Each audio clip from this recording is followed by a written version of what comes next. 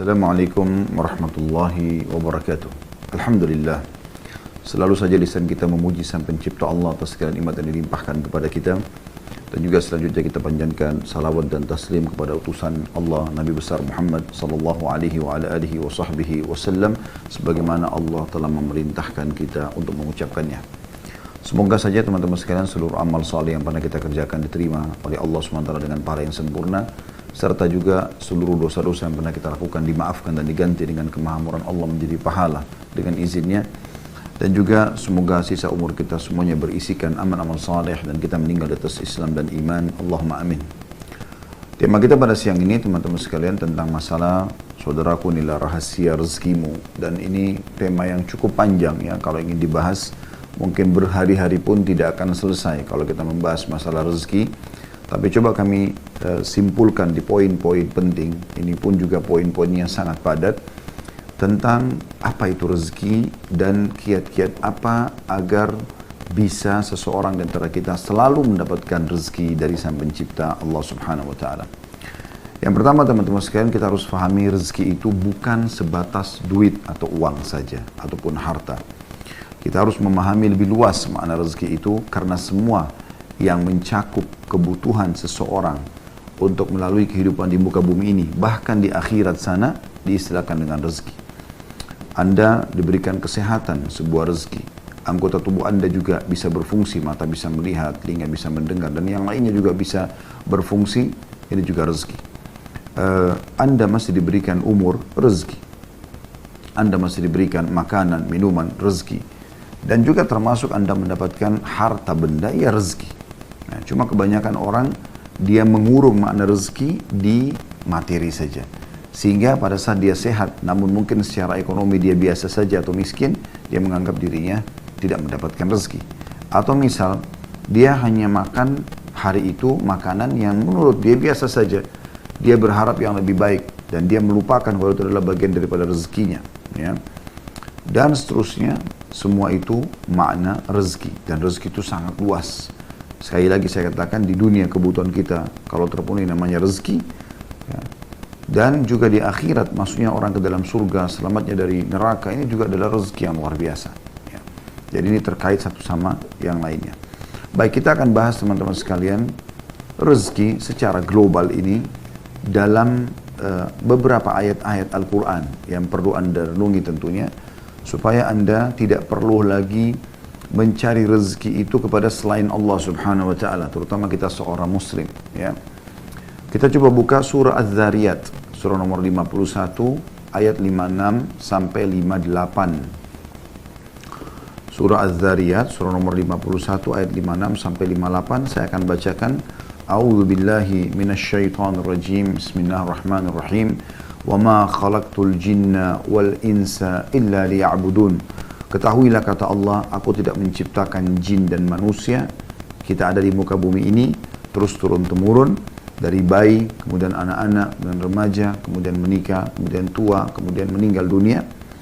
Itu kecuali semuanya hanya untuk beribadah kepadaku. Lalu Allah mengatakan, itu ayat 56-nya, ayat 57-nya, ma uridu minhum min rizqi wa ma uridu an yut'imun. Aku tidak menghendaki rezeki sedikit pun dari mereka, kata Allah. Dan aku tidak menghendaki supaya mereka memberiku makan. Nah, jadi Allah Subhanahu wa Ta'ala sini menyebutkan kalau mereka pun ibadah, sholat, puasa dan mengerjakan semua ketaatan, Allah tidak butuh balasan apa-apa dari semua itu. Allah tidak butuh rezeki, artinya makna rezeki tadi yang sangat luas itu, ya, bukan hanya sekedar harta. Lalu Allah menjelaskan di ayat 58, dan ini inti daripada penyampaian masalah rezeki. Innallaha huwar razzaqu dzul quwwatil matin. Sesungguhnya Allah dialah zat yang maha pemberi rezeki, yang mempunyai kekuatan lagi sangat kokoh. Artinya tidak akan pernah habis stoknya. Allah tidak akan pernah memutus hambanya kalau mereka meminta. Bahkan ada yang tidak diminta pun diberikan. Seperti kasus sekarang, kita menarik nafas. Bernafas ini kita tidak minta kepada Allah SWT. Allah sudah kasih. Anda bisa melihat layar Anda sekarang. Mata kita menangkap cahaya sehingga kita bisa melihat, ini juga sebuah rezeki. Anda bisa mendengarkan sekarang suara saya, sebuah rezeki. Ya, telinga Anda masih berfungsi. Mungkin tangan Anda masih memegang handphone dan coba membuka juga ayat-ayat Al-Quran yang kami sebutkan tadi, aplikasi Al-Quran juga sebuah rezeki. Berfungsinya jari-jari kita semuanya, ya. Hati kita tersentuh, pikiran kita mulai mencerna dan akhirnya berpikir, ini juga rezeki yang luar biasa, ya. Dan Allah tidak akan pernah berhenti memberikan rezeki hamba-hambanya. Anda tahu ayat kursi, ya. A'udzu billahi minasyaitonir rajim. Allahu la ilaha illa huwal hayyu al-qayyum. Ya, hayyul qayyum. Ini Al-Baqarah surah nomor 2 ayat 255. Ayat kursi yang masyhur Anda dianjurkan baca setelah pas salat, Anda dianjurkan baca di zikir pagi petang, membaca pada saat merasa tidak tenang hati, pada saat mau tidur kita membaca ayat kursi. Artinya Allah yang tidak ada Tuhan yang berhak disembah kecuali Dia, yang maha hidup dan terus menerus mengurus makhluknya, memenuhi kebutuhan-kebutuhannya. Bukan cuma kita manusia, jin, bukan cuma jin juga, hewan-hewan, tumbuh-tumbuhan, ya, dari segala sesuatunya diberikan rezekinya. Dari kita masih di kandungan ibu kita, di dalam kantong air, dan saya terus, ya, sampai hari ini teman-teman masih merenungi bagaimana bayi bisa hidup dalam sebuah kantong yang penuh dengan air dan dia bisa hidup. Terlebih lagi saat-saat menjelang mau melahirkan atau lahir, bagaimana kepalanya sudah di bawah, ya. Kita bayangkan kalau kita berada di sebuah kolam, ya, berenang pun kalau kepala kita yang lebih dalam ke bawah dibandingkan kaki, itu jauh lebih ada tekanan air sebenarnya. Dan itu sulit sekali untuk bernafas, tapi Allah mudahkan. Dan Allah jamin rezekinya selama 9 bulan.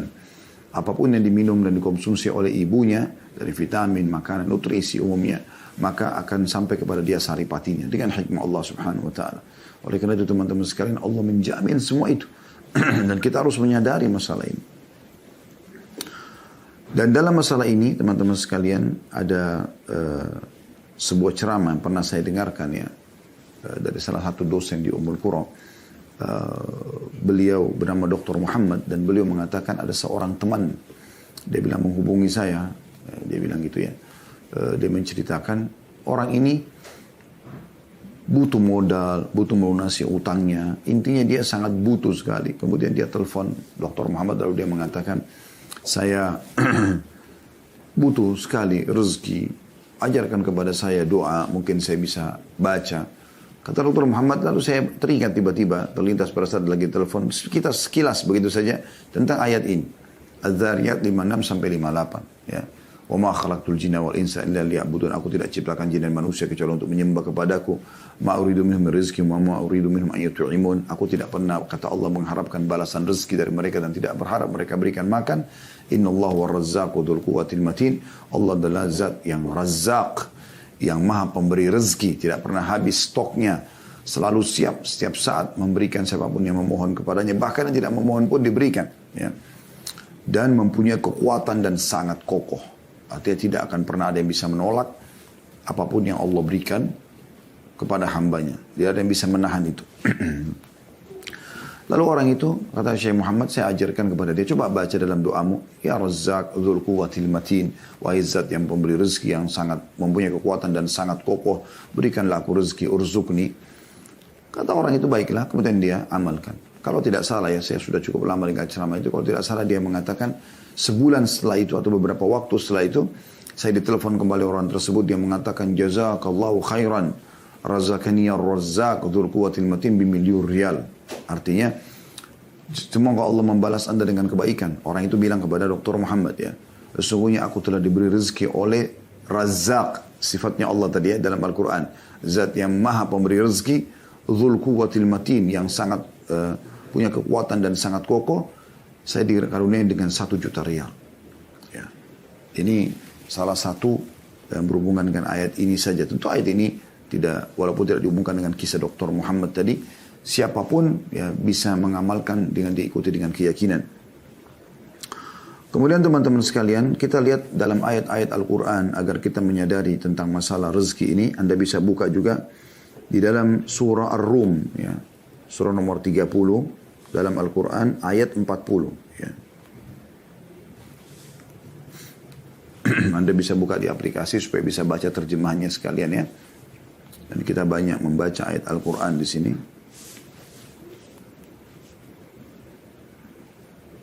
Di ayat 40-nya Allah Subhanahu wa taala berfirman, A'udzu billahi minasyaitonir rajim. Allahul ladzi khalaqakum thumma razaqakum thumma yumitukum thumma yuhyikum.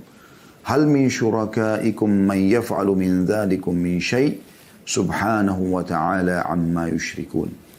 Artinya Allah lah satu-satunya, tidak ada lagi yang lain.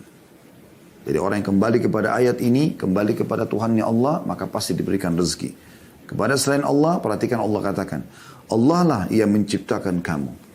Tidak ada yang menciptakan kita dari tidak ada menjadi ada kecuali Allah.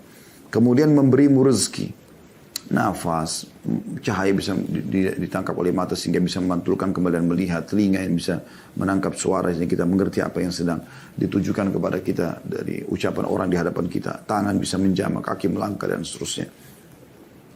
Kemudian mematikanmu, kemudian menghidupkanmu kembali di hari kiamat di mahsyar nanti. Ya, kemudian kita akan menuju kepada kehidupan abadi. Adakah di antara yang kamu sekutukan dengan Allah itu? Pohon, keramat, jimat, batu, dan segala macam ini. Ya.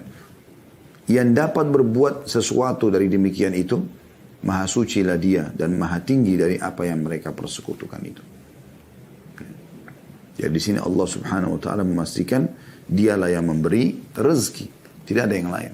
Jadi percuma minta kepada selain Allah itu tidak ada gunanya. Anda perhatikan juga surah Ghafir, ya.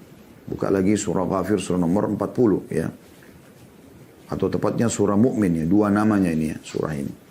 Di ayat 64. Allah Subhanahu wa taala berfirman, surah Ghafir, surah nomor 40 ayat 64. A'udzu billahi minasyaitonir rajim. Allahul ladzi ja'ala lakumul arda qararan was samaa'a binaa'an wa sawwarakum fa ahsana suwarakum.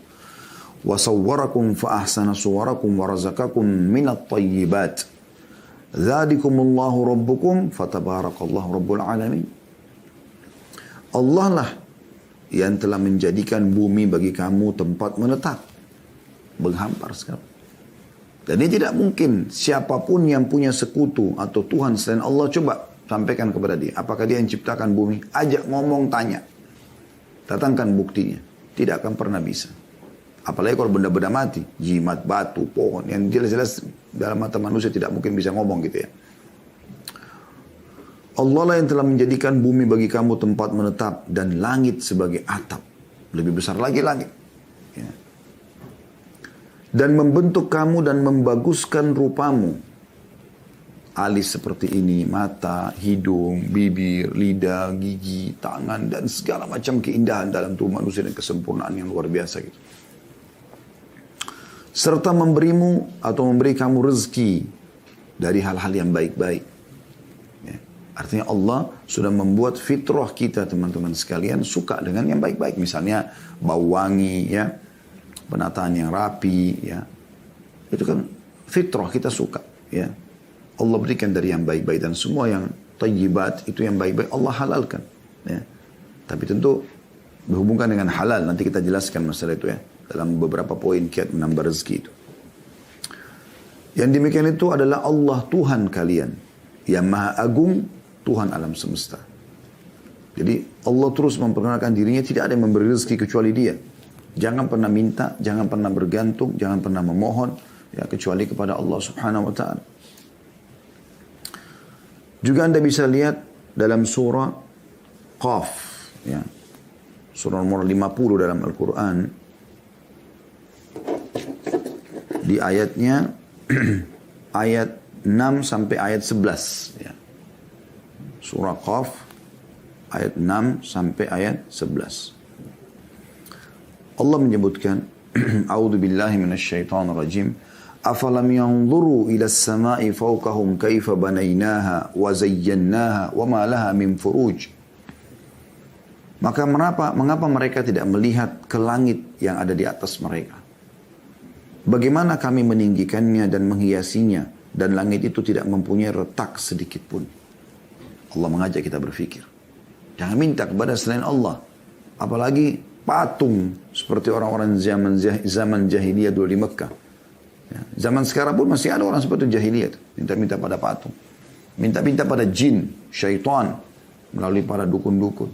Minta-minta pada jimat, pohon, ya, lautan, matahari, bintang, bulan, semua ini makhluk. Allah mengatakan itu. Coba pikir baik-baik.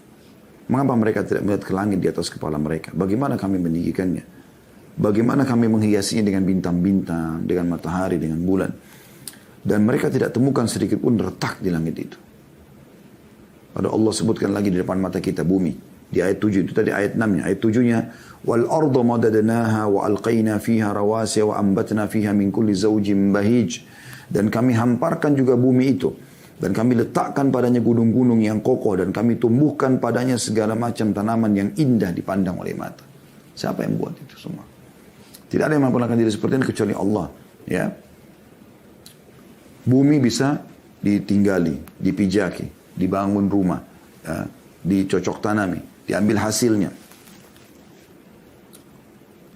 Gunung-gunungnya, ada yang gunung berapi, ada gunung batu. Ya. Anda bisa lihat dan macam-macam ada ilmu pengetahuan manusia yang Allah berikan supaya mereka mempelajari semua itu sebagai tanda keajaiban. Dan ujung-ujungnya mereka harusnya kembali, oh berarti penciptanya luar biasa nih. Sampai begini komposisinya, ya, sampai begini ukurannya, sampai begini kekokohannya, lebarnya dan seterusnya. Allah mengatakan, ya, ayat 8-nya, tabsiratan wa dzikra likulli 'abdin munib, untuk menjadi pelajaran dan peringatan bagi tiap-tiap hamba yang kembali mengingat Tuhannya. Mau mengenal Tuhannya, nah kembali kepada itu. Ya. Jadi jangan minta kepada atasan, jangan minta kepada mertua, orang tua, minta kepada Allah. Allah akan menggerakkan mereka untuk memberikan kebutuhan Anda. Kemudian Allah sebutkan di ayat 9-nya, وَنَزَّلْنَا مِنَ السَّمَاءِ مَاءً مُبَارَكًا فَأَنْبَتْنَا بِهِ جَنَّاتٍ وَحَبَّ الْحَصِيدَ. Dan kami turunkan dari langit air yang banyak manfaatnya, hujan. Shower di kamar mandi Anda kira-kira bisa menyala tanpa ada yang menyalakan? Atau mungkin ada shower itu tanpa ada yang memasangnya? Kan tidak mungkin. Itu juga air hujan yang turun dari langit. Bagaimana bisa air hujan turun dengan derasnya, ukurannya, ya kadarnya, kemudian waktunya, berapa lama. Tanpa ada yang mengaturnya. Allah mengatakan, dan kami yang turunkan air dari langit itu. Yang banyak manfaatnya. Lalu kami tumbuhkan dengan air itu pohon-pohon dan biji-biji tanaman, ya, yang diketam. Jadi banyak yang tumbuh, akhirnya bisa buah-buahan, bisa menampung air hujan turun dari langit supaya tidak banjir. Ya, kita tahu ada penghijauan, ada hutan, bagaimana para pemerintah di muka bumi ini juga menjaga ya, supaya jangan sampai hutan-hutan gundul dan seterusnya. Lalu Allah mengatakan di ayat 10-nya, وَالنَّخْلَ بَاسِقَاتٍ لَهَا تَلْعُنْ نَضِيدَ. Dan pohon kurma, perhatikan baik-baik, yang tinggi-tinggi dan mempunyai mayang yang bersusun-susun. Satu tangkai itu banyak sekali, bisa sampai ratusan butir, ya, bahkan ribuan butir kurma. Ya, itu Allah jadikan sebagai tanda-tanda kebesarannya. Dan di sini Allah berikan gambaran kurma, karena kurma buah dari sekian ratus jenisnya, ada beberapa jenis kurma kering yang bisa bertahan sampai tahunan, ya, tidak rusak. Nah, ya, tidak ada buah mungkin seperti ini. Ini manfaatnya sangat besar buat kesehatan. Lalu tentu kita tidak jabarkan ini karena ada bahasan sendiri masalah manfaat kurma. Anda bisa lihat di bahasan kami tentang tibbun nabawi atau penguatan nabawi, insya Allah sudah ada di YouTube ya. Tapi inti bahasan ayat 11-nya, Allah mengatakan semua itu rizqan lil ibad wa ahyayna bihi baldatan maitan kadzalikal khuruj. Semua itu rezeki bagi hamba-hamba kami, untuk kami berikan supaya untuk kebutuhan mereka. Dan kami hidupkan dengan air itu tanah yang mati atau kering, seperti itulah terjadi kebangkitan. Di sini kita bisa lihat bagaimana Allah Subhanahu wa taala menitik beratkan masalah itu. Nah, rezeki ini teman-teman sekalian, yang perlu digarisbawahi, rezeki ini bukan, ada rezeki yang datang kepada kita tanpa kita punya upaya. Seperti tadi saya sebutkan, oksigen yang kita hirup, yang ditangkap cahaya oleh mata kita, ya, suara yang ditangkap oleh kuping. Ini kesehatan, kita bangun, kita sudah sehat, bisa beraktivitas. Ini tanpa kita minta pun Allah sudah kasih. Termasuk nyawa, ya, kehidupan kita di muka bumi ini sampai batas ajal yang sudah Allah tentukan. Ya. Jadi ada beberapa rezeki memang yang sampai kepada kita. Kita minta atau tidak minta ada dikasih oleh Allah Subhanahu wa taala. Ada rezeki teman-teman yang tidak sampai kecuali kita memang harus berusaha. Ya. Inilah pernyataan Imam Ahmad rahimahullah pada saat beliau menjelaskan tentang sebagian orang yang duduk manis. Kemudian dia mengatakan, saya duduk saja nanti rezeki saya akan datang. Yang dimaksud sini adalah masalah harta, ya. Pendapatan harta, pekerjaan, mungkin kalau kita sekarang pendidikan, jodoh, ya pernikahan. Dengan dia duduk, dia nggak mau, sudah nanti rezeki saya akan datang sendiri. Ini yang beliau mengatakan, ini adalah kebodohan yang nyata. Dan Umar bin Khattab pernah memukul dan menghardik orang-orang, mengusir dari masjid pada saat ditanya, kalian ngapain di sini? Mereka bilang, kami sedang bertawakal kepada Allah. Ya, kami menunggu rezeki kami. Maka kata Umar, kalian mengatakan menunggu rezeki sementara kalian tahu bahwasanya Allah tidak mencatatkan langit menurunkan atau menghujankan emas dan perak, keluarlah dan cari rezeki di luar sana. Sufyan ats-Tsauri rahimahullah, seorang ulama tabi'in, juga pernah berkata seperti itu kepada orang-orang yang duduk di masjid. Lalu ditanya oleh Sufyan rahimahullah, habis sholat Jumat kalian ngapain di sini? Masjid Haram duduk. Mereka mengatakan, kami al-mutawakkilun 'ala Allah, kami bertawakal kepada Allah. Udah, kami duduk aja begini, nanti ada rezeki datang ya sudah datang, kalau enggak ya enggak gitu. Maka kata Sufyan tadi, bukan begitu memahaminya. Kan harus keluar cari. Allah suruh kita mencari. Ya, dalam surah Jum'ah kan Allah sebutkan begitu. فَإِذَا قُضِيَتِ الصَّلَاةُ فَانْتَشِرُوا فِي الْأَرْضِ وَابْتَغُوا مِنْ فَضْلِ اللَّهِ. Kalau selesai sholat Jumat, maka menyebarlah kalian di muka bumi, lalu cari rezeki itu. Suruh cari, ya. Jadi kita kalau ada rezeki-rezeki seperti kita mau punya pendidikan, ijazah supaya kita punya kedudukan di masyarakat, kita bisa mengajar, kita bisa menggunakan ijazah itu untuk bekerja, kita harus sekolah kan. Kita harus sekolah, mendaftar dulu, ada upaya. Kemudian kita ikut kuliah atau kita ikut sekolah, kemudian kita lulus dengan nilai yang bagus dan seterusnya yang berhubungan dengan masalah itu. Begitu juga Anda mau bekerja, tidak bisa Anda duduk di rumah lalu nanti pekerjaan datang sendiri. Tidak, Anda harus keluar. Begitu juga dengan jodoh, Anda menikah dulu saya, nanti jodoh saya datang sendiri. Nggak bisa, Anda harus ikhtiar. Ya. Mencari, menanyakan, lalu kemudian Anda selebihnya Anda serahkan kepada Allah Subhanahu Wa Taala. Ya. Jadi rezeki itu kalau saya gambarkan, ibarat ini coba mudah memahami saja ya.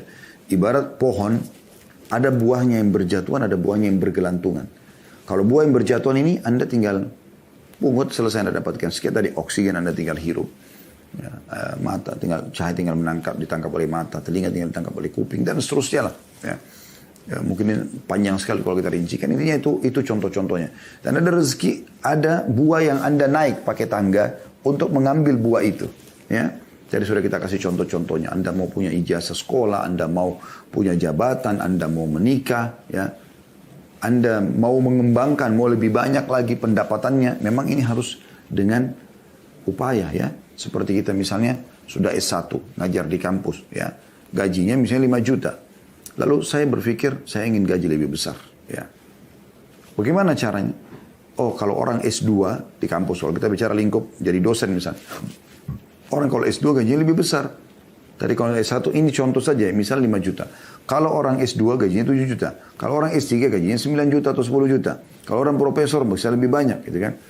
Maka kita kemudian berupaya untuk lanjutkan pasca sarjana. Sekolah S2, sekolah S3 gitu kan. Nah ini namanya upaya. Jadi kita memperbanyak pendapatan kita dengan upaya gitu. Allah SWT memberikan sesuai dengan upaya hambanya gitu kan. Kemudian juga orang yang bekerja, misalnya orang buka restoran, orang buka satu unit usaha apa. Kemudian dia ingin kembangkan. Maka dia berusaha, dia pelajari, kemudian sampai dia bisa membuka cabang yang lain. Dan seterusnya. Sampai ada orang, Masya Allah, Tabarakallah, Allah mudahkan sampai seluruh dunia dia punya ya cabang-cabang usahanya. Allah berikan taufik. Kenapa? Karena dia berusaha. Padahal sebenarnya dia manusia seperti kita. Punya 2 mata, punya 2 telinga, dia punya waktu 24 jam, dia tidak lebih daripada itu. Sama dengan kita. Tapi kenapa mereka bisa? Karena mereka berusaha. Ya, mereka berusaha. Dan ini yang dimaksud dengan makna ayat tadi. Ya. Kemudian juga teman-teman sekalian, kita akan masuk kepada poin yang mungkin kalau saya bisa bahasakan inti daripada bahasan kita, yaitu tentang masalah kiat-kiat mempertahankan dan memperbanyak rezeki. Insya Allah saya akan sebutkan tidak kurang dari 19 poin, tapi kita coba ringkaskan, ya, karena ini setiap poin pun cukup panjang bahasannya. Tapi saya akan coba memberikan, mudah-mudahan teman-teman sudah bisa menyiapkan pena dan kertas yang untuk menulis, kalaupun menulis ya, insya Allah itu akan banyak manfaatnya. Kiat yang paling pertama, teman-teman sekalian, yang harus kita fahami adalah syukur. Syukur, ya. Mensyukuri nikmat yang Allah berikan. Tidak akan pernah bertambah sebuah nikmat tanpa syukur. Ya. Dan ingat, tolok ukur melihat nikmat itu adalah dengan pandangan agama. Jangan pernah mengikuti hawa nafsu Anda. Ini penting sekali, ya. Karena banyak orang, karena dia mengikuti hawa nafsunya, maka dia melihat makanan misalnya depan matanya belum mencapai target yang dia inginkan, maka dia tidak syukuri. Padahal sebenarnya itu sebuah nikmat, ya. Kita renungi dulu dalil-dalilnya, baru kita akan coba berikan beberapa contoh berhubungan dengan masalah ini. Misalnya yang pertama, teman-teman sekalian, Anda lihat surah Ibrahim, surah nomor 14 dalam Al-Quran. Ini ayat yang sangat masyhur, ya. Ayat 7-nya, surah Ibrahim, surah nomor 14 ayat 7. A'udzu billahi minasyaitonir rajim. Wa idz ta'adzana rabbukum la in syakartum la azidannakum wa la in kafartum inna 'adzabi lasyadid. Ingatlah, maksudnya pelajarilah, ya. Katakanlah Tuhanmu memaklumkan atau menyampaikan, mengikrarkan, dan juga Allah menetapkan sebagai sebuah peraturan. Sesungguhnya jika kamu bersyukur pasti, ya, aku akan tambah, dan jika kamu mengingkari dalam kurung nikmatku, maka sungguhnya siksaku amat pedih. Anda bisa lihat di sini bagaimana Allah Subhanahu wa taala menekankan masalah itu, syukur. Dan kalimat syukur itu alhamdulillah, sederhana sekali. Tidak mengambil energi, tidak mengambil banyak waktu. Dan perlu Anda aplikasikan syukur itu dalam realita, ya. Seperti misalnya selain lisan kita bersyukur, hati kita meyakini, kita juga realitakan itu. Maksudnya bisa kita diberikan makanan, kita juga berbagi pada orang, ya. Kita coba berbagi itu sebagai tambah penyempurnaan terhadap syukur tersebut. Makin Anda berbagi dengan orang lain, maka makin terbuka pintu-pintu rezeki itu. Itu bentuk aplikasi syukur, ya. Karena banyak orang selalu cuma mau menerima, cuma mau ditraktir, ya. Cuma mau diberi, tapi tidak pernah mau memberi. Nah, ini berbeda, tidak memahami makna syukur yang sebenarnya. Juga Anda bisa lihat Allah SWT sebutkan dalam surah Al-Ankabut, surah nomor 29 ayat 17, ya. Surah nomor 29 ayat 17. Silakan Anda buka. Allah berfirman, A'udzu billahi minasyaitonir rajim. Innama ta'buduna min dunillahi awthana wa takhluquna ifka. Innal ladzina ta'buduna min dunillahi la yamlikuna lakum rizqan fabtaghu 'indallahi rizqa wa'budu washkuru lahu ilaihi turja'un. Artinya sungguhnya apa yang kamu sembah selain Allah itu adalah berhala. Tidak ada manfaatnya. Kuburan, patung, jimat, pohon, apalah selain daripada Allah. Berhala, ya. Dan kalian buat-buat itu dengan dusta. Bohong. Oh, ini punya kekuatan, ini bisa memberikan rezeki, ini bisa menyembuhkan penyakit. Dusta besar, ya. Allah mengatakan itu, ya. Kalau itu semua ifka, kedustaan. Orang-orang Mekah begitu. Mereka bawa patung, yang uniknya mereka yang datangkan batu itu, mereka yang pahat, mereka yang ukir, mereka yang bentuk matanya, hidungnya, mulutnya, mereka yang warnain, mereka yang kasih nama, lalu mereka panggil Tuhan. Ini kebodohan yang luar biasa, gitu kan? Berapa banyak orang juga begitu dalam sholat. Iyyaka na'budu wa iyyaka nasta'in. Hanya kepadamu kami menyembah, hanya kepadamu kami minta tolong. Habis salam, minta pada kuburan di sebelah masjidnya. Lalu mana komitmen tadi Anda katakan hanya kepadamu, hanya kepadamu. Imam Nawawi rahimahullah mengatakan, aku heran melihat orang-orang yang meminta-minta pada kuburan. Padahal sebenarnya dalam kuburan itu orang seperti dia yang sudah jadi tulang belulang.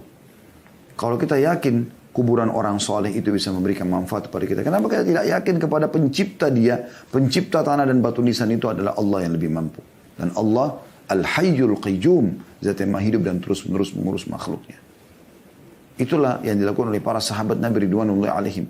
Sendal mereka putus, mereka angkat tangan ke langit mengatakan, Ya Allah, berikan aku rezeki. Minta kepada Allah. Apapun Allah menyuruh kita manja kepadanya. Minta. Makanan, minuman, apa saja. Dalam sebuah diskusi riwayat Bukhari kan begitu. Ya. Kata Allah SWT, wahai anak Adam. Ya. Kalian semua lapar kecuali yang kuberikan makanan, mintalah makanan padaku. Kalian semua haus kecuali yang kuberikan minuman, maka mintalah minuman kepadaku. Kalian semua tidak menggunakan pakaian kecuali aku berikan, mintalah kepadaku. Allah SWT suruh minta kepadanya. Minta. Allah selalu suruh kita minta, manja kepadanya. Kenapa nggak mau? Ya. Tapi banyak orang menipu dirinya sendiri. Bahkan saya pernah ketemu dengan seorang ikhwah. Waktu awal-awal dia hijrah, dia memberikan kepada saya sebuah benda gitu. Benda ini seperti kaca gitu. Tiba-tiba dicelupin di air, lalu kemudian dia bilang, Ustaz coba minum airnya. Saya minum. Terus kemudian ditekan tangan saya dari belakang katanya. Saya coba praktekin. Ya. Habis itu dia bilang, lebih ringan kan Ustaz? Saya bilang, akhi, ini kebohongan. Pastikan antum ini membeli barang ini dari orang-orang yang tidak benar. Dari dukun dan seterusnya. Mereka menjual ini. Dia bilang, ya Ustaz, saya beli ini 5 juta. Ya, ini kebohongan. Dibohongi, menipu orang. Allah tidak pernah seperti itu. Allah menyuruh kita memohon kepadanya. Allah menyuruh kita berbagi sama orang lain, lalu Allah berikan kepada kita, iya. Itu iya. Tapi pergi ke dukun-dukun ini semua ifka, kedustaan, kebohongan ini. Dan Allah mengatakan, saya ulangi, sungguhnya apa yang kamu sembah selain Allah itu adalah berhala. Dan kamu berbuat dusta dengan itu. Sesungguhnya yang kamu sembah selain Allah itu tidak mampu memberikan rezeki kepadamu. Tidak akan pernah mampu memberikan rezeki kepadamu. Maka mintalah rezeki itu dari sisi Allah saja. Dan sembahlah dia, tunduk dan patuh kepadanya. Dan bersyukurlah kepadanya. Ya, ini saksi bahasan kita. Ya, hanya kepadanya lah kamu akan dikembalikan. Ini penting teman-teman sekalian. Ya. Kemudian juga bagaimana Allah sebutkan dalam surah Saba. Surah nomor 34 dalam Al-Quran. Tentang negeri Saba. Ya. Itu di ayat 15-nya. Di ayat 15. Allah subhanahu wa ta'ala berfirman. لَقَدْ كَانَ لِسَبَإٍ فِي مَسْكَنِهِمْ آيَةٌ جَنَّتَانِ عَنْ يَمِينٍ وَشِمَالٍ كُلُوا مِنْ رِزْقِ رَبِّكُمْ وَاشْكُرُوا لَهُ بَلْدَةٌ طَيِّبَةٌ وَرَبٌّ غَفُورٌ. Sesungguhnya pada kaum Saba, orang-orang yang tinggal di negeri Yaman di zaman dulu, ada tanda-tanda kekuasaan Tuhan di tempat kediaman mereka, yaitu 2 buah kebun di sebelah kanan dan sebelah kiri mereka. Lalu dikatakan kepada mereka, makanlah olehmu dari rezeki yang dianugerahkan Tuhanmu dan bersyukurlah kepadanya. Nikmati, syukur. Negerimu, kalau kau bersyukur kepada Allah, ya, akan menjadi negeri yang baik, makmur, subur, dan Tuhanmu juga maha pengampun. Artinya kalau ada kesalahan pun Allah masih maafkan. Ya. Nah, ini poin penting untuk kita ketahui teman-teman sekalian. Jadi semua negeri yang selalu menyembah Allah, bersyukur kepada Allah, Allah akan limpahkan rezekinya. Semua negeri yang kufur maksiat kepada Allah, Allah akan datangkan cobaan-cobaan yang akan menahan rezeki-rezeki mereka. Ya. Ini penting untuk digarisbawahi teman-teman sekalian. Bahkan subhanallah kadang-kadang ada hal-hal yang kita anggap bukan rezeki, sebenarnya rezeki dari Allah subhanahu wa ta'ala. Ini sering saya kasih contoh tapi saya ingatkan kembali ya. Seperti misalnya lapar, haus, capek, ya. Banyak orang menganggap ini siksaan. Karena kalau ditanya, apakah Allah mau lapar? Dia bilang tidak mau. Apakah mau haus? Dia bilang tidak. Capek enak nggak? Enggak enak. Ya.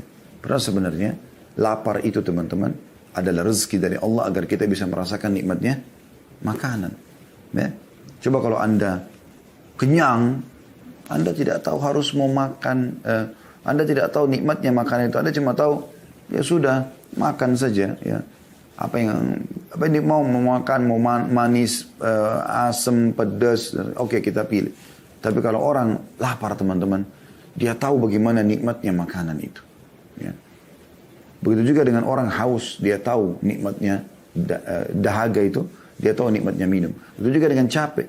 Anda kalau dari pagi sampai malam tidur terus, kemudian malam disuruh tidur lagi, mungkin Anda tidak bisa tidur. Tapi kalau dari pagi sampai malam Anda bekerja, Anda capek sekali. Malam Anda istirahat walaupun cuma 2-3 jam, nikmatnya luar biasa. Harusnya mulai sekarang, kalau kita lapar, haus, capek, jangan lagi mengatakan, aduh lapar, aduh haus, aduh capek. Alhamdulillah lapar, alhamdulillah haus, alhamdulillah capek. Karena semua itu jembatan untuk merasakan nikmatnya, atau merasakan besarnya nikmat Allah subhanahu wa ta'ala. Ya. Ini termasuk ya yang perlu diperhatikan, yaitu masalah kita bersyukur kepada Allah subhanahu wa ta'ala. Ya. Selanjutnya teman-teman sekalian, yang kedua yang harus kita perhatikan, ya, kiat untuk mempertahankan dan menambah rezeki, yaitu bersedekah. Nah, ini sebenarnya bentuk aplikasi dari syukur itu, dari ucapan syukur ya. Tapi kita bersedekah, keluarkan harta. Biasakan bersedekah. Cintai sedekah ini sebagaimana juga Anda suka dan cinta kalau Anda diberi kepada orang. Jadi suka memberi sebagaimana juga kita suka diberi. Ya, seperti itu kurang lebih gambarannya. Dan ini poin yang mesti digarisbawahi karena ini penyebabnya. Penyebab rezeki itu. Perhatikan dalam surah Al-Baqarah. Surah nomor 2 ayat 254. Allah subhanahu wa ta'ala berfirman. A'udhu billahi minasyaitonir rajim. Ya ayuhalladzina amanu anfiku mimma razaqnakum min qabli an ya'ta yawmun la bay'un fihi wa la khullatun wa la syafa'ah wal kafiruna humudz zalimun. Hai orang beriman, berinfaklah apa yang telah kami jadikan rezeki kepada kalian. Ya. Sebelum datang hari tidak ada lagi transaksi, nggak ada lagi persahabatan, nggak ada lagi pertolongan, dan orang-orang kafir adalah mereka yang menzalimi diri mereka sendiri. Ya. Apa yang engkau infakkan saudaraku muslim, maka itu menjadi penyebab datangnya rezeki. Ya. Anda bisa lihat juga dalam surah Ibrahim, surah nomor 14 ayat 31 sampai 34, ayat 31 sampai 34. Ya. A'udzu billahi minasyaitonir rajim. Sekali lagi surah Ibrahim ayat 31 sampai 34. Qul li ibadiyalladzina amanu yuqimus salata wa yunfiqu mimma razaqnahum sirran wa alaniyatan min qabli an ya'tiya yawmun la bay'un fihi wa la khilal. Ini ayat 31-nya ya. Yang artinya, katakanlah kepada hamba-hambaku hai Muhammad yang telah beriman, tentu orang tidak beriman tidak tersentuh, tapi orang beriman tersentuh. Hendaklah mereka mendirikan sholat, jaga sholatnya, menafkahkan sebagian rezeki atau harta ataupun rezeki yang kami berikan kepada mereka secara sembunyi-sembunyi ataupun terang-terangan sebelum datang hari kiamat. Pada hari itu tidak ada lagi jual beli dan tidak ada persahabatan. Ya. Lalu Allah menjelaskan yang memerintahkan kalian untuk menginfakkan itu supaya Allah gantikan juga, ya, itu Allah. Siapa dia? Allah perkenalkan dirinya di ayat 32-nya. Langsung lanjut setelahnya.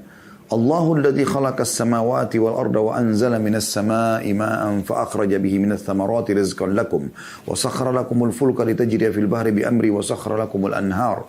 Allah lah yang memerintahkan kalian berinfak dan menjanjikan akan menggantikan itu.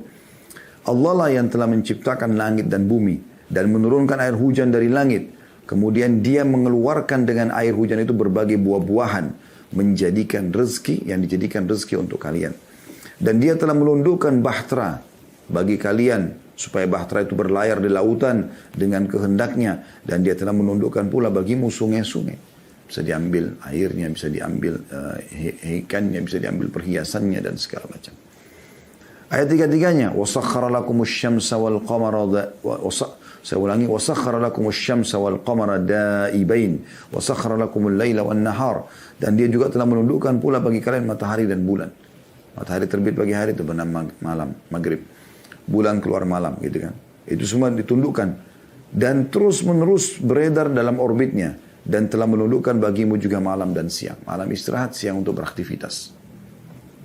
Ayat 34-nya. وَآتَاكُمْ مِنْ كُلِّ مَا سَأَلْتُمُوهُ وَإِنْ تَعُدُّ نِعْمَةَ اللَّهِ لَا تُحْصُوهَا إِنَّ الْإِنسَانَ لَظَلُومٌ كَفَّارٌ. Dan dia telah memberikan kepadamu keperluanmu dan segala apa yang kamu mohonkan kepadanya. Dan jika kamu menghitung nikmat Allah, tidaklah dapat kamu menghitungnya. Nah, sesungguhnya manusia itu sangat zalim dan sangat mengingkari nikmat Allah. Mungkin ada pertanyaan muncul di sini di benak Anda. Ustaz, Allah bilang, ya, Allah telah memberikan semua yang kita minta. Wa atakum min kulli ma sa'altumuh. Tapi masih ada permintaan saya yang belum Allah kasih, Ustaz. Saya jawab begini. Yang Allah kasih kepada Anda jauh lebih banyak. Dan yang belum Allah kasih 1-2 masalah saja. Buktinya, bukan karena tiap hari lapar. Apa yang Anda katakan teman-teman sekalian? Lapar. Tiba-tiba otak kita berpikir mau ke restoran mana, mau makan apa. Dan mudah kita dapatkan. Tinggal korek kantong kita, keluarkan uang, gesek ATM, selesai. Kita bisa makan. Dan tiap hari itu, tiap hari. Anda sekarang umurnya berapa tahun? 30, 40, 50, 60 tahun? Hah? Tiap hari Anda makan. Kalau tidak, kalau Anda tidak makan, mungkin Anda sekarang sudah tidak hidup. Bukankah tiap hari kita haus? Kita cuma mengatakan haus. Tiba-tiba terpikir di benak kita, minum nih. Minum es teh manis kah, es jeruk, minum apalah, hangat, dingin. Ya, terserah kita. Kita tinggal minum. Dan tiap hari kita bisa gonta-ganti minuman, makanan, mau kopi, mau teh, dan segala macam. Ya. Bukankah tiap hari teman-teman sekalian, ya, kita selalu butuh nafas, kita selalu butuh pendengaran kita selalu butuh cahaya untuk mata kita selalu butuh berfungsi anggota tubuh kita sampai hidung kita bisa membedakan mana bau wangi, bau busuk seketika. Lidah kita bisa bedain mana asin, mana pedas, mana ya pahit dalam waktu seketika. Nah, semua masih bisa berfungsi dan ini luar biasa ini bagaimana Allah Subhanahu wa taala memberikan semuanya. Yang belum diberikan, mungkin Anda minta menikah sama seseorang, Allah belum kabulkan. Anda minta disembuhkan penyakit, ada penyakit, Allah belum kabulkan. Di situ ya, di poin itu. Mungkin Anda mau bekerja, minta pekerjaan, belum Allah berikan. Ya, tapi ini hanya belum diberikan saja. Ya. Allah melihat kesungguhan kita dan kata Nabi SAW, kalau seseorang itu, ya, Allah melihat keindahan dia dalam berdoa, maka Allah menerlambatkan jawabannya agar dia tetap dalam doanya. Seperti itu. Itu luar biasa itu. Atau supaya tetap dia dapat dalam doanya. Atau memang Allah belum berikan karena memang masih ada penghambat-penghambatnya. Seperti dosa yang dia lakukan misalnya. Ya. Jadi sangka baik dengan Allah Subhanahu wa ta'ala. Kemudian kata Nabi SAW dalam hadis yang masyhur, ya, hadis sahih, ya bena Adam, unfik alaik. Wahai anak Adam, berinfaklah, maka aku akan berinfak kepadamu. Keluarkan dulu, sedekah dulu, maka aku akan, ya, berikan kepadamu. Dan ini ada bahasan sendiri panjang lebar masalah sedekah, ini sudah kami bahas tentang keajaiban sedekah. Anda bisa kembali ke playlist di YouTube insyaAllah. Kemudian yang ketiga, teman-teman sekalian, yang melihat waktu saya percepat sedikit ya, masalah fokus kepada yang halal dan tayyib. Apa itu halal? Yang Allah bolehkan. Ya. Dan tayyib artinya berkualitas. Karena walaupun halal, seperti ayam halal, ya, atau kambing atau sapi halal. Tapi kalau bangkai sudah enggak tayyib. Atau rusak, berjamur, bisa mendatangkan penyakit, sudah enggak tayyib. Jadi enggak boleh. Ini dua hal harus bertemu. Ya, fokus kepada yang halal dan tayyib. Perhatikan Allah mengingatkan kepada kita di dalam surah An-Nahl. Ya. Maaf, surah Al-Ma'idah dulu. Surah nomor 5 ayat 87 sampai 88. Ya. Surah nomor 5 Al-Ma'idah ayat 87 sampai 88. Yang bunyinya, A'udzubillahi minasyaitonirrajim. Ya ayyuhalladzina amanu la tuharrimu tayyibati ma ahallallahu lakum wa la ta'tadu innallaha la yuhibbul mu'tadin. Hai orang beriman, jangan kamu haramkan apa-apa yang baik yang telah Allah halalkan bagimu. Allah halalkan, nikmati, makan, silakan selama halal. Ya. Dan jangan kamu melampaui batas, jangan juga terlalu berlebihan. Mentang-mentang halal lalu kita berlebihan, gitu kan? Makan daging halal tapi dia makan 10 kilo. Nah, mungkin perutnya di mana dia mau taruh? Ya. Maksudnya dia mau letakkan makanan itu di perutnya di mana 10 kilo gitu kan? Seketika dia makan dalam waktu yang bersamaan, itu nggak mungkin. Jangan berlebihan. Ya. Sesungguhnya Allah tidak menyukai orang berlebihan atau melampaui batas. Lalu Allah bilang apa? Ayat 88-nya kita disuruh nikmati, silakan. Wa kulu mimma razaqakumullahu halalan thayyiba wattaqullaha alladzi antum bihi mu'minun. Dan makanlah makanan yang halal lagi baik dari apa yang telah Allah rezekikan kepadamu. Boleh silakan makan buah-buahan, makan sayur, makan daging, makan ikan, segala macam silakan.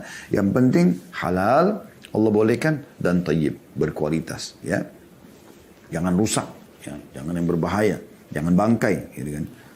Dan bertakwalah kepada Allah yang kamu beriman kepadanya. Yang kamu beriman kepadanya. Ya.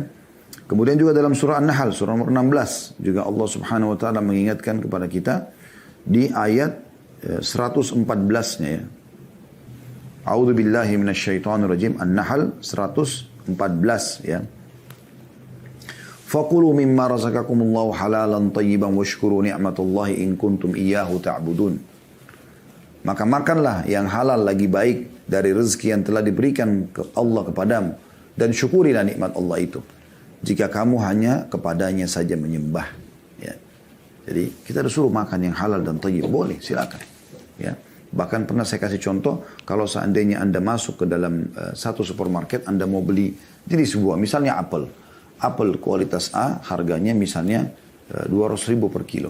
Apel kualitas B harganya 100.000. Anda punya kemampuan, Anda bisa beli. Beli aja yang A, nggak apa-apa. Dengan niat mensyukuri nikmat Allah SWT. Asal tidak berlebih-lebihan tadi.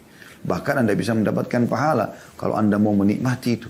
Karena Nabi SAW mengatakan dalam sebuah hadis yang dihasankan oleh para ulama, Inna Allah yuhibbu an yara athara ni'ami ala abdi. Ya. Sesungguhnya Allah suka melihat bekas nikmatnya pada hambanya, gitu kan. Jadi Allah suka melihat kalau kita pakai baju yang bagus, makan yang enak, penampilan yang rapi. Allah suka lihat itu, tapi tidak berlebihan, dan sumbernya adalah halal dan tayyib. Yang keempat teman-teman sekalian, memperbanyak istighfar dan taubat kepada Allah Subhanahu wa taala. Ini juga sudah kami pernah jelaskan materi khusus ya 1 jam lebih itu tentang masalah keajaiban istighfar. Ini luar biasa gitu. Ya, jadi usahakan jangan pernah luput istighfar ini dari lisan kita. Dan kita mengambil dalil surah Nuh, surah nomor 71 ya, dalam Al-Quran. Anda bisa lihat ayat 10 sampai ayat 12. A'udzu billahi minasyaitonir rajim. Ya. Bagaimana Nabi Nuh berkata kepada kaumnya, "Faqultu astaghfiru rabbakum innahu kana ghaffara." Dan aku berkata kepada kaumku agar mereka memohon ampun kepada Tuhan, sesungguhnya Dia Maha Pengampun. Apa manfaatnya? Apa manfaatnya kalau orang beristighfar kepada Allah? Apa bukannya dengan rezeki Ustaz? Perhatikan ayat 11-nya. Allah mengatakan, "Yursilis sama' alaikum midrara." Niscaya Dia akan mengirimkan hujan kepadamu yang lebat. Maksudnya hujan yang bermanfaat, bukan hujan yang mendatangkan masalah ya. Sampai seorang badui mengatakan, ya, siapapun yang ingin menjadi tetangga kami, maka hendaklah dia memperbanyak istighfar. Karena istighfar adalah hujan lebat yang menyuburkan tanah-tanah kami. Kemudian ayat 12-nya, Allah mengatakan manfaat istighfar, wa yumditkum bi amwalin wa banina wa yaj'al lakum jannatin wa yaj'al lakum anhara. Dan akan memperbanyak dengan istighfar itu harta juga keturunan ya, atau anak-anak, dan mengadakan untukmu kebun-kebun, juga mengadakan pula di dalamnya untukmu sungai-sungai. Ya. Lalu Allah ingatkan, kalau kita tambahkan ayatnya, saya tambahkan 13 ya.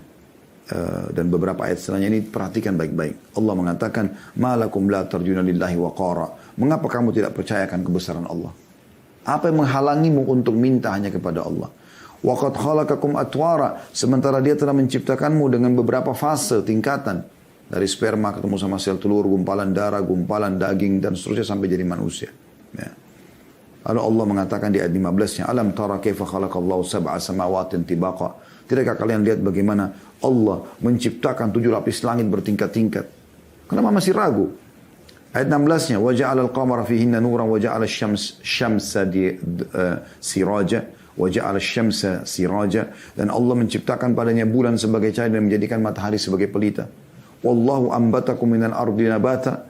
Dan Allah menumbuhkan kamu dari tanah dengan sebaik-baiknya. "Tsumma yu'idukum fiha wa yukhrijukum ikhraja." Dan kemudian Dia mengembalikan kamu ke dalam tanah, mati, dan mengeluarkan kamu daripadanya pada hari kiamat dengan sebenar-benarnya. "Wallahu ja'ala lakumul arda bisata." Dan Allah yang telah menjadikan untukmu bumi hamparan. "Wa litasluku fiha subulan fijaja." Agar kamu menjalani jalan-jalan luas di bumi itu. Ya. Jadi ini semua manfaat istighfar yang luar biasa. Dan ini bahasanya panjang ya, tapi perbanyak istighfar teman-teman sekalian. Ini sudah pernah kami jelaskan, masalah ini panjang lebar sekali. Bagaimana Hasan Basri rahimahullah didatangi oleh 3 orang. Yang satu sudah lama nggak punya anak. Ya. Kemudian sudah ikhtiar tapi belum punya anak. Yang satu punya penyakit belum sembuh-sembuh. Yang satu sudah lama bekerja tidak pernah kaya-kaya. Tiga-tiganya datang lalu minta petunjuk. Hasan Basri hanya mengatakan perbanyak istighfar. Perbanyak ya. Bukan cuma istighfar, perbanyak. Ya, perbanyak istighfar itu. Maka Hasan Basri, orang-orang itu pulang lalu Hasan Basri ditanya rahimahullah, "Kenapa anda cuma mengatakan perbanyak istighfar? Mungkin yang satu tadi butuh tabib atau obat, yang satu mungkin butuh modal, ya. Karena yang satu, 2 orang kan punya penyakit, satu tidak punya keturunan, yang satu sudah lama kena penyakit di perut tapi tidak sembuh gitu. Ini butuh tabib, butuh obat. Yang satu mungkin yang tadi mau menjadi orang kaya butuh modal atau butuh dipandu kepada satu program ya kerja gitu kan." Maka dia mengatakan, bukankah Allah berfirman, lalu dia membacakan surah Nuh ayat 10 sampai 12 tadi. Ya, dan Nuh berkata kepada kaum, "Istighfarlah kalian kepada Tuhan kalian, maka Dia akan menurunkan hujan yang lebat dari langit dan memperbanyak untuk kalian harta dan juga keturunan." Gitu kan. Sebagaimana sudah dijelaskan tadi. Kemudian yang kelima teman-teman, bertakwa kepada Allah SWT. Artinya patuh kepada Allah dalam setiap keadaan. Dan ini Anda bisa lihat dalam surah At-Talaq ya. Surah nomor 65 dalam Al-Quran. Ini banyak sekali manfaat orang bertakwa. Dan ini sudah kami jelaskan panjang lebar di di masalah bekal dunia akhirat. Anda bisa kembali kepada playlist YouTube kami. Anda bisa klik, cari judulnya bekal dunia akhirat. Kami bahas panjang lebar tentang masalah takwa di situ, definisinya dan semua dalil-dalil berhubungan dengan masalah. Tapi Anda bisa lihat bagaimana masalah takwa ini Allah jelaskan dalam surah At-Talaq ya. Di ayat 2-nya surah nomor 65. A'udzubillahi minasyaitonir ayat yang masyhur ya. Wa may yattaqillaha yaj'al lahu makhraja. Siapa yang bertakwa kepada Allah, Allah akan berikan kepadanya makhraja, jalan keluar dari semua permasalahannya. Ya. Kemudian ayat 3-nya wa yarzuqu min haitsu la yahtasib, dan akan diberikan rezeki dari tempat tidak disangka-sangka. Ya. Jadi ini jelas Allah memberikan rezeki. Ini saksi bahasan kita di sini. Ya. Jadi orang yang bertakwa kepada Allah. Dan takwa itu artinya patuh. Itu ringkasnya. Bagaimana apa yang Allah perintahkan Anda kerjakan wajib ataupun sunnah. Apa yang Allah larang Anda jauhi haram ataupun makruh. Ya. Yang halal Anda nikmati, yang haram Anda tinggalkan. Ya, saya ringkaskan. Kemudian yang keenam, tawakal kepada Allah SWT. Dan makna tawakal adalah menyerahkan ya, hasil setelah berusaha. Itu tawakal. Dan bedanya dengan tawakul. Tawakul artinya menyerahkan sebelum berusaha. Ya. Pernah ada sahabat begitu datang ke masjid Nabi SAW mau hadir pengajian. Kemudian dia bimbang, ikat nggak sih unta ini? Udahlah nggak usah ikat, tawakkaltu ala Allah. Saya bertawakal kepada Allah. Begitu dia masuk masjid, untanya lari. Akhirnya dia bingung. Dia kejar unta tersebut. Dan unta ini cepat sekali lari dan susah untuk dikejar gitu. Intinya dia tidak dapat untanya. Dia pulang ke masjid, pengajian sudah selesai. Nabi SAW tanya, kenapa kamu? Dia bilang, ya Rasulullah begini ceritanya. Apa kata Nabi SAW? Iqilha wa tawakkal ala Allah. Ikat dulu untamu baru kau tawakal. Masa nggak dikunci mobil sama motor sudah tawakal? Ya dicuri. Ya, itu tawakal namanya. Dan Allah menyebutkan masih dalam surah yang sama dalilnya, ya, dalam surah At-Talaq surah nomor 5 ayat 3-nya. Ya, setelah Allah mengatakan wa yarzuqu min haitsu la yahtasib, kembali kepada ayat tadi, Allah memberikan rezeki dari tempat tidak disangka-sangka bagi orang yang bertakwa. Lalu Allah bilang, wa may yatawakkal 'ala Allah fa huwa hasbuh. Siapa yang bertawakal kepada Allah maka Allah jadi pencukup baginya. Dan dalam hadis riwayat Ahmad yang sahih yang masyhur, kalau kalian bertawakal sebenar-benar tawakul, ya sebenarnya tawakal kepada Allah, maka Allah akan memberikan kepada kalian rezeki sebagaimana Allah berikan rezeki burung yang keluar di pagi hari, kemudian dia pulang sore dalam kondisi perutnya penuh. Dan Imam Ahmad mengatakan, sungguh bodoh kalau ada orang mengatakan duduk aja nanti rezekinya akan datang, ya. Ya, maksudnya akan bertambah dari jenis rezeki yang kedua yang sudah kita jelaskan ya. Sementara ya Allah mengatakan seperti burung yang keluar di pagi hari dan pulang sore hari dalam kondisi perutnya sudah kenyang. Kemudian teman-teman sekalian, kiat yang ke-7 ya, yaitu silaturahim ya. Jadi jangan lupa hak-hak kerabat teman-teman sekalian, hak-hak kerabat ya. Dan cukup banyak dalil berhubungan dengan masalah ini ya. Ya, di antaranya kita langsung saja ke poinnya, yaitu hadis Nabi SAW. Hadis ini riwayat Bukhari dan Muslim ya.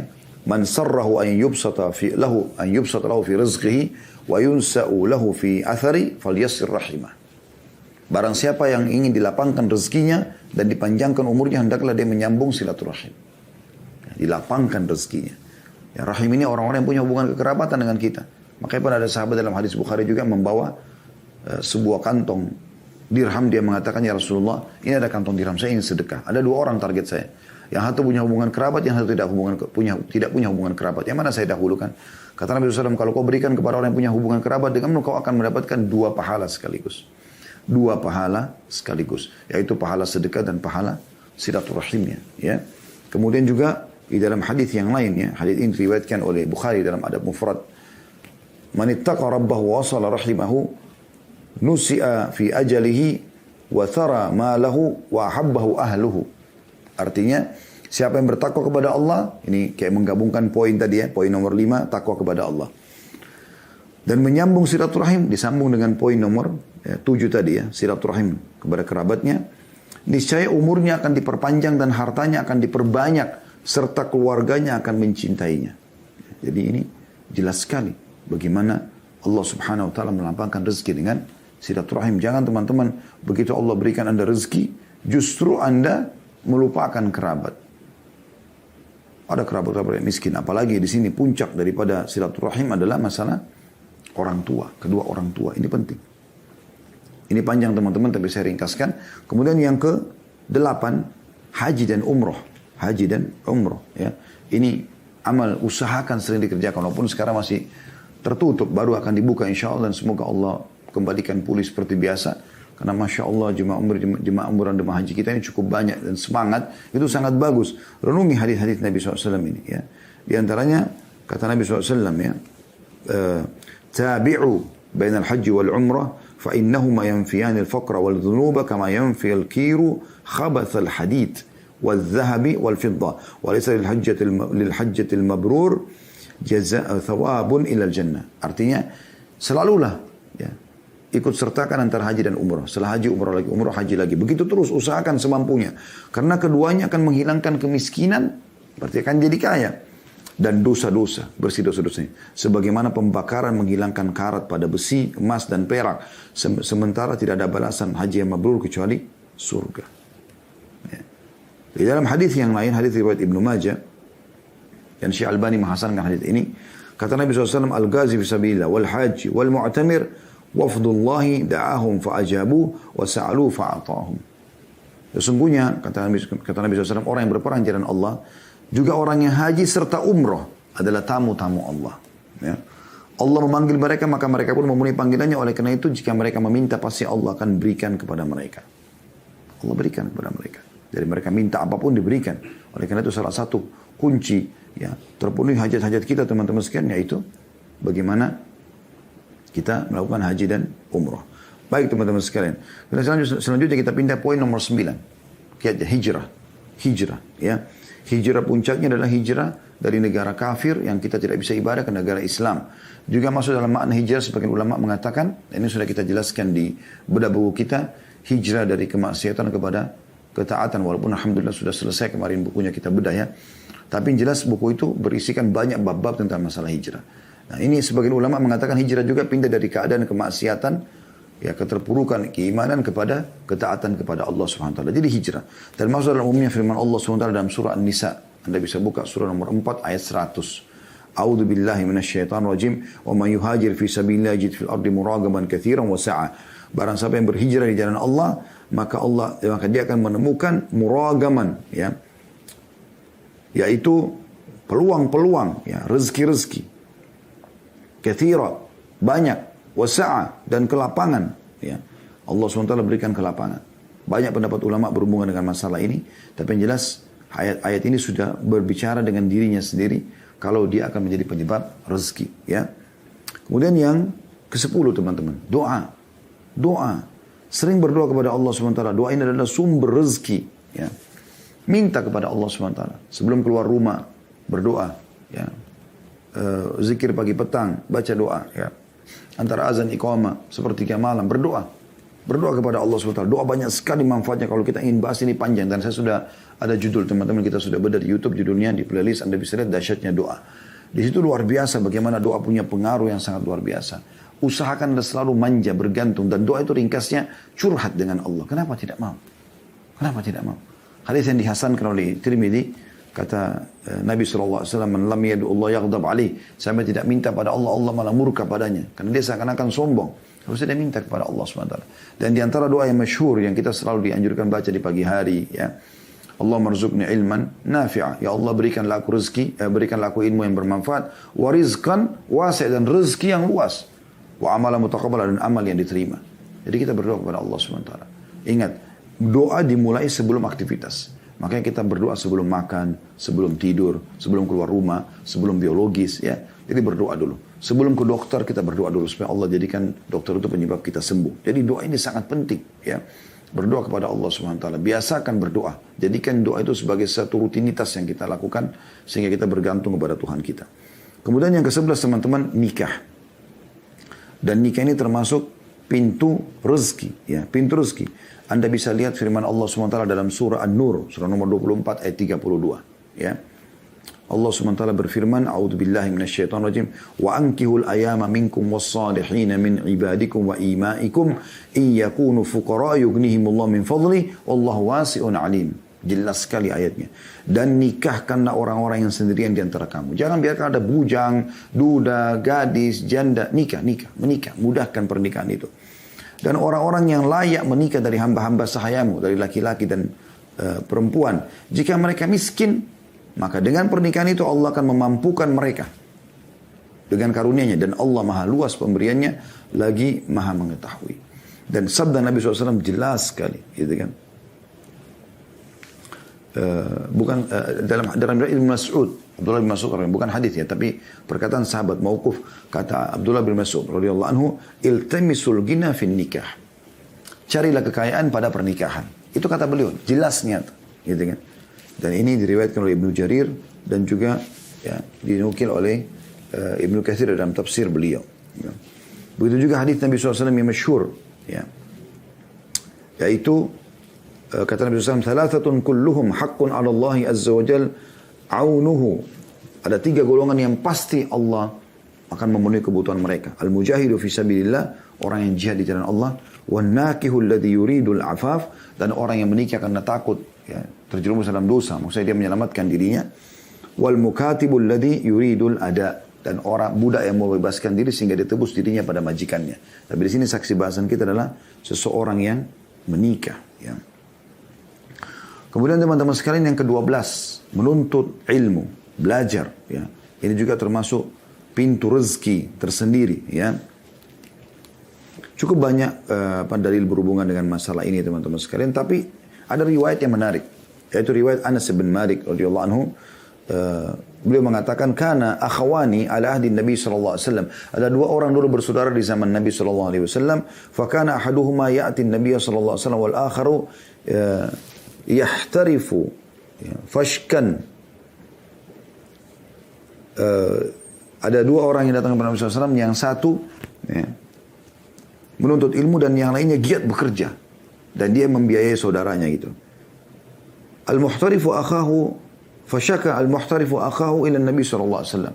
Maka orang yang bekerja keras ini sehingga membiayai saudaranya yang menuntut ilmu ini datang dan mengeluh kepada Nabi sallallahu alaihi wasallam. Faqala, lalu berkata, la'alla, lalu dia mengeluh, lalu kata Nabi sallallahu alaihi wasallam, faqala lahu Nabi sallallahu alaihi wasallam, la'allaka turzaku bihi. Ketahuilah sesungguhnya kau diberikan rezeki justru karena saudara menuntut ilmu itu, ya. Jadi dari hadis ini ulama mengatakan orang yang membiayai orang lain saya tuntut ilmu bisa dapat rezeki, apalagi orang yang menuntut ilmu itu sendiri. Ya. Dan dengan kita menuntut ilmu teman-teman, kita jadi tahu ya, tentang mana halal, mana haram. Ya. Bagaimana Umar bin Khattab radhiyallahu anhu dalam statement yang masyhur mengatakan, sesungguhnya orang yang belum memahami agama, ya, maka jangan berdagang di pasar kami. Dalam riwayat lain, siapa yang berdagang sebelum memahami agama, maka dia akan terjerumus dalam riba dan akan terus terjerumus dan akan terus terjerumus.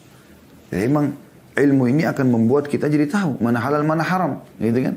Sehingga kita hanya fokus kepada halal, dan halal ini akan mendatangkan banyak rezeki dari Allah Subhanahu wa taala. Yang ke-13 teman-teman, persahabatan yang baik, ya. Persahabatan yang baik. Dan ini sudah masyhur sekali, ya. Hadis Nabi SAW, mathalul jalisis salih wal jalisus su. Perumpamaan komunitas yang baik, sehat, yang soleh, yang halal, ya, sibuk dengan yang halal, dan komunitas yang buruk, kemaksiatan, kamathali sahibil misk wa kirul haddad. Artinya perumpamannya seperti majelis yang komunitas yang baik ini, yang sehat, yang berprestasi, ya, yang sibuk dengan yang halal, ini seperti penjual minyak wangi. Dan komunitas yang pengangguran, yang malas, ya, ini seperti peniup api, ya, atau pembakar, ya, pandai besi yang suka membakar, memanaskan besi, ya. Kata Nabi SAW, kalau orang yang memberikan, saya langsung terjemahkan saja, kalau orang yang memberikan, orang yang minyak wangi ini, maka bisa saja kau membeli darinya, atau kau akan mendapatkan bau yang wangi darinya. Jadi salah satunya, kau akan membeli darinya, atau kau akan minimal mendapatkan bau wangi.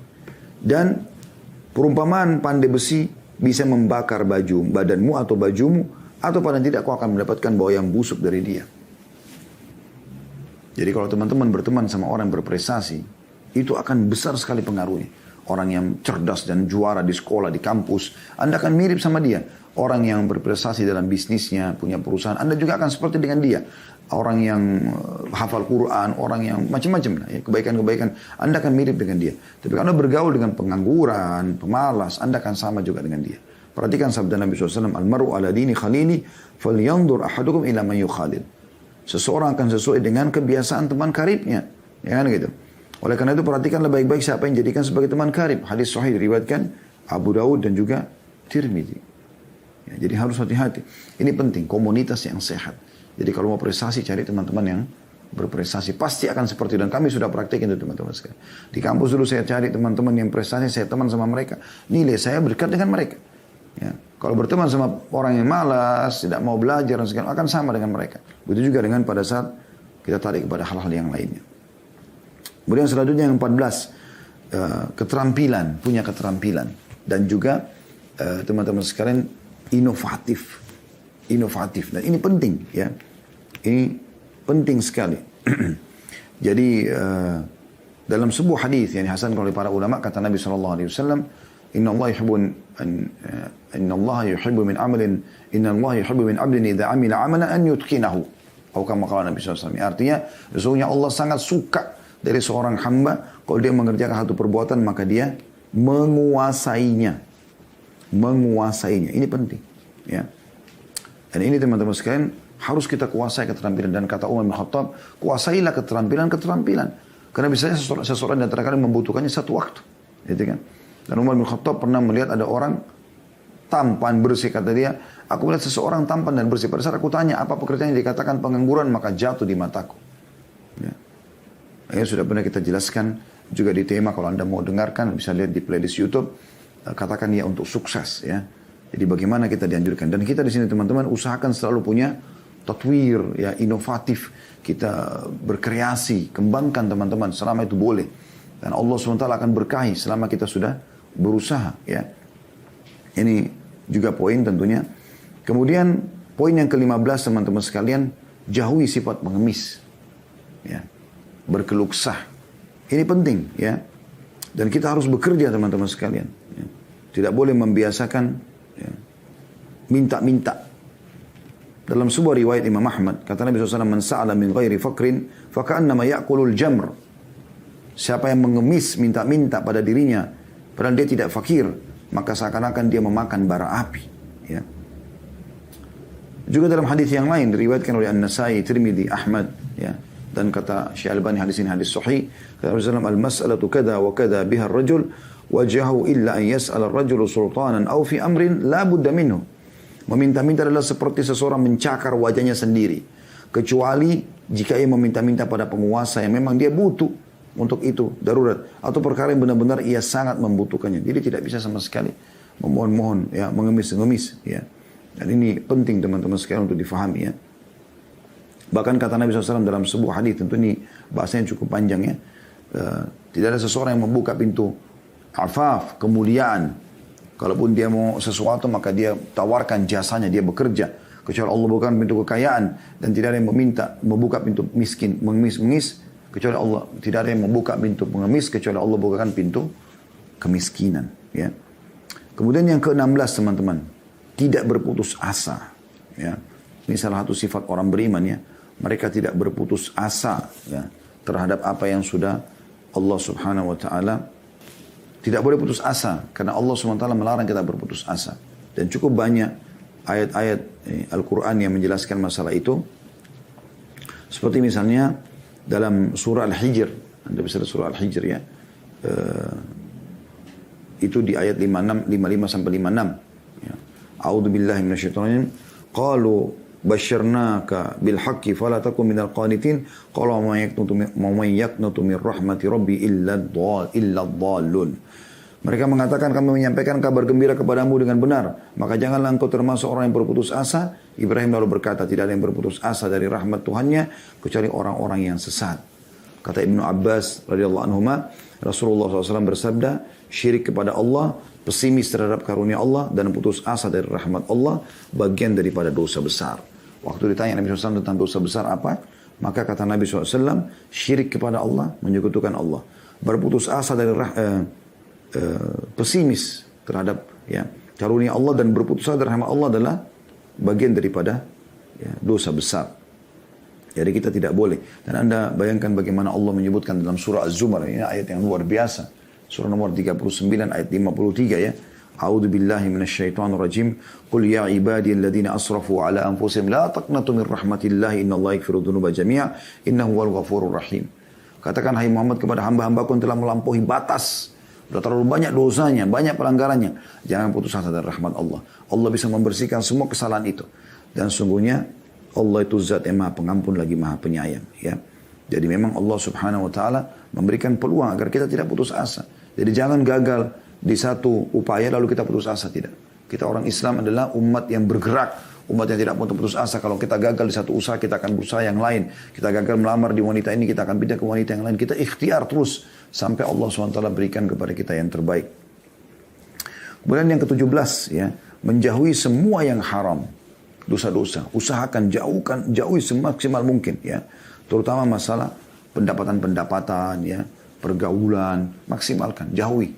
Karena dosa-dosa ini bisa jadi penghambat rezeki. Perhatikan hadits Ibnu Majah, kata Nabi SAW, wa innar rajula la yuhramu rizqa bidzambi yusibu. Sesungguhnya seseorang biasanya terharamkan dari rezeki justru karena dosa yang dia lakukan. Ini umumnya, ini bahasan panjang dan ada bahasan kami dulu tentang bahayanya harta haram ya. Ini sudah pernah kita bahas, insya Allah Anda bisa kembali ke tema itu. Tapi yang jelas tidak boleh ada yang haram, Anda hindari. Jangan usahakan, jangan justru seperti sebagian orang begitu jadi kaya raya justru berzina sana sini, justru mabuk-mabukan, justru narkotika. Ini ngawur ini. Harusnya harta itu digunakan untuk bersyukur kepada Allah Subhanahu wa taala dan menjauhi yang haram. Kemudian yang ke-18, menjauhi sifat malas ya. Menjauhi sifat malas. Ini juga termasuk Nabi SAW berlindung ya, wa'udzubika minal kasal. Ya Allah, jauhkan kami dari sifat malas. Tidak boleh malas teman-teman sekalian. Harus selalu rajin. Kapan ada sifat malas, baca a'udzubillahi minasyaitonir rajim. Ya. Harus kita terus semangat. Ya. Ya, ini berhubungan dengan bahasa-bahasa sebelumnya ya. Tapi cukup tadi sabda Nabi SAW bahwasanya beliau berlindung wa'udzubika minal kasal, dan jauhkan kami dari sifat malas. Dan yang terakhir teman-teman sekalian, jauhi sifat pelit. Ya, walaupun ini ada hubungannya dengan tadi ya, korelasinya dengan masalah bersedekah di poin-poin yang sebelumnya ya.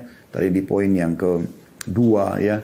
Tapi tetap aja kita khususkan. Karena ada orang, dia kaya raya. Dan dia anggap dirinya sudah bersedekah. Padahal sebenarnya dia pelit. Saya pribadi melihat ini ya, subhanallah. Harusnya makin banyak rezeki Allah berikan, harta yang melimpah pada Anda misalnya, maka harusnya makin banyak Anda bersedekah. Harusnya gitu kan. Tapi banyak orang tidak seperti itu teman-teman sekalian. Saya temukan ada orang dulu kaya raya. Saya naik satu mobil, Masya Allah, mobilnya sangat mewah teman-teman sekalian. Mewahnya luar biasa gitu. Luar biasa gitu. Kemudian saya lihat di sampingnya ada uang yang dia taruh, seribu baru. Uang 1.000 baru. Tapi ini dia bersedekah sebenarnya. Cuman dia pikir dia sudah sedekah. Lalu dia bilang sama saya, ini orang-orang miskin kesian nih. Pinggir-pinggir jalan dikasih 1.000 rupiah sama dia. Oke, dianggap dirinya sudah bersedekah. Kalau saya melihat nilai harta yang dimiliki orang tersebut dengan sedekah 1.000 rupiah kayaknya belum berimbang gitu ya. Nah, ini saya tidak katakan dia bakhil, tapi poinnya masih kurang pas. Ya, orang kalau mau dapatkan ikan paus harus pakai kapal tanker teman-teman sekalian. Kita lihat Talha bin Ubaidillah radhiyallahu anhu tidak bisa tidur malam hari karena hartanya melimpah datang. Lalu istrinya bilang, kenapa? Ada apa? Apakah ada kesalahan yang saya lakukan? Kata dia, tidak, kau sebaik-baik istri, dia bilang. Lalu kata Talha, saya terganggu dengan harta saya ini. Kata istrinya, kenapa kau pikirkan? Sedekahkan aja. Lalu disedekahkan. Semuanya 400.000 dirham, miliaran pada saat itu dikeluarkan sekaligus. Begitu mereka luar biasa. Dan saya melihat subhanallah teman-teman kita yang Allah berikan rezeki ini, kalau mereka membuka dirinya di pintu sedekah ini, menjauhkan sifatnya dari sifat bakhil, dia betul-betul lepaskan diri dari itu, dia berbagi aja terus, tidak pernah menolak siapapun yang minta, maka kembali kepada firman Allah Subhanahu wa taala, a'udzubillahi minasyaitonir rajim, wa may yuqa syuhha nafsi fa ulaika humul muflihun. Dan siapa yang berhasil terlepas daripada sifat bakhilnya, ya, dibersihkan dari dirinya, dia bersihkan dari dirinya, maka mereka adalah orang-orang yang beruntung.